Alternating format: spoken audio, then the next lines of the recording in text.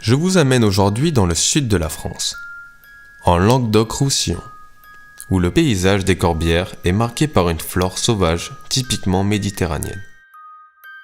La garrigue, les pinèdes et les sous-bois de chêne vert arrachent à la terre une beauté authentique et unique.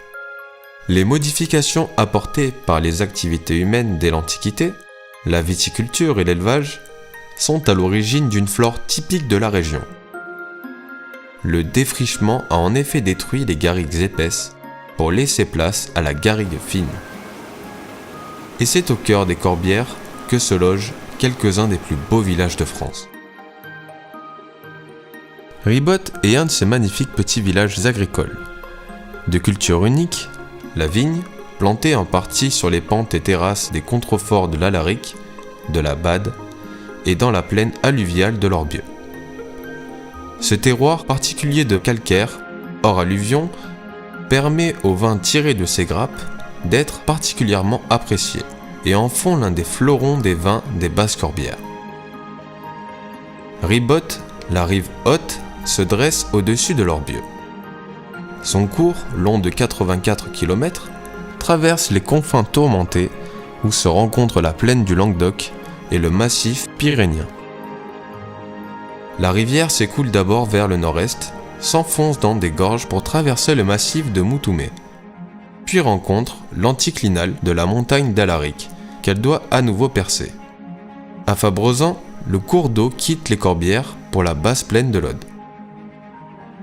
Si l'Orbieu et son eau claire sont une nécessité pour les agriculteurs locaux, ce cours d'eau fait aussi le bonheur des familles et des plus jeunes qui ne se font pas prier pour sauter du pont. Ce sont plutôt les mamans qui prient. Puis en automne, les pêcheurs et les habitants du village reprennent possession du silence des lieux et de sa magie. Il suffit de se faire un peu oublier et toute une petite vie animale se fait entendre, et parfois même se laisse apercevoir. Le héron, le canard, ainsi que le martin pêcheur ont choisi la douceur des rives de l'Orbieu pour y couler une vie bien agréable. Parfois, le héron se perche sur le clocher de la vieille église, qui est un ancien donjon et qui domine le village depuis plus de 8 siècles. En effet, l'existence du lieu de Ribotte, Ripa Alta en latin, est constatée dès le 1er siècle de la dynastie carolingienne. Cette seigneurie fut acquise au commencement du XIIe siècle par l'abbaye de la Grâce.